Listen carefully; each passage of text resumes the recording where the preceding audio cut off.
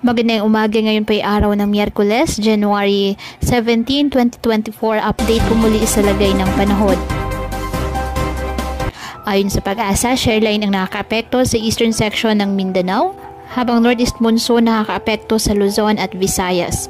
Wala pong bagyo o low pressure area na minomonitor ngayon sa loob ng ating PAR na maaaring makaapekto sa ating bansa.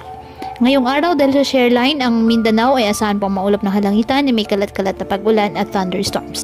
Ang Cordillera Administrative Region, Cagayan Valley, Aurora, Quezon, Marinduque, Oriental Mindoro, Camarines Norte at Eastern Visayas, asahan na maulap na halangitan na may mahihinang pag-ulan dahil pa rin po yan sa epekto ng umiiral na amihan. Ang nalalabing bahagi ng Luzon at Visayas kasama na po ang Metro Manila, bahagyang maulap hanggang sa maulap na halangitan with isolated light rains dahil pa rin po sa amihan.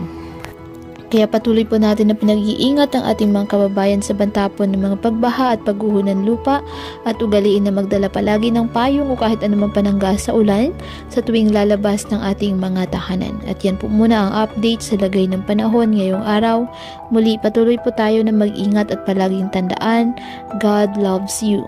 Stay safe and God bless.